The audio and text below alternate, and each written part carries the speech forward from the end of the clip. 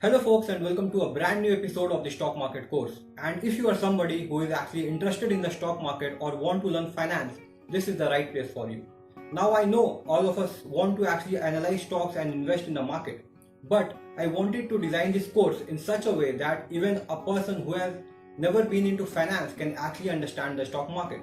So we are going to start with the very basics, and today what we are going to actually discuss is what is a stock. And it is very important to understand that what you are actually going to own. So guys, let's start with today's video.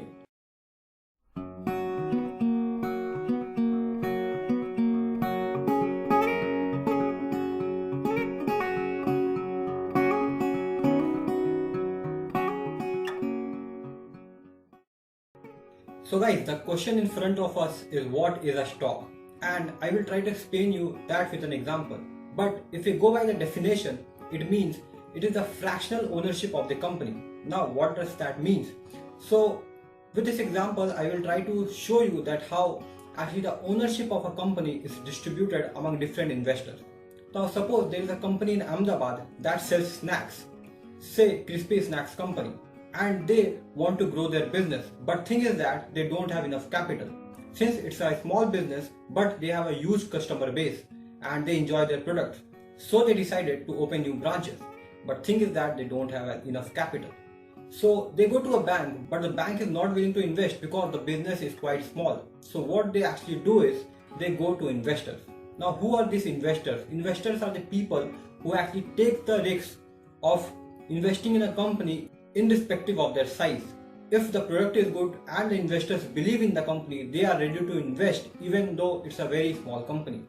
Now what happens is, suppose this snacks company want to raise 1 crore and they meet 3 investors, and these 3 investors are Mr. A, B and C. Now after talking and explaining them how the branches will grow and how they will be profitable in few years, the investors A, B and C actually agrees to invest in their company. And Mr. A invests 30 lakhs, Mr. B invests 20 lakhs, and the balance is actually invested by Mr. C. So now when they give this capital to the company is going to give their part ownership to Mr. A, B and C in proportion of the capital that they have invested. Now in big companies, even though you buy shares worth lakhs, but actually that will be less than 1% or maybe equal to 1% of the company, because the capital is so huge that even buying stocks worth lakhs don't actually meet up the 1% of the capital of the company. So in reality, owning 50%, 60% of a company isn't possible because the capital required is quite huge. Alright, so this is how the share of a company is actually divided among investors. And of course, this happens through the exchange or through if they are going for the first time, it happens through an initial public offering, but we are going to learn about them in the coming videos. Right now I want you to focus on how the ownership of the company is being given to different investors. Now what happens when they actually get the ownership of the company? Now since they have the ownership of the company, they now actually have the rights in the future profits of the company. So all the future profits that the company earn will be divided among A, B and C apart from the original owners of the business. Now apart from this, they also have a claim over the assets of the company. So now if the company fails and it liquidates, then what will actually happen is the assets of the business will be sold, and the money that they receive from selling these assets will be actually used to pay off their loan debts, and if they have a residue, they are paid to the investors.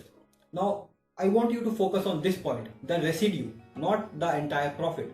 And this is the thing that makes the stock investment so profitable.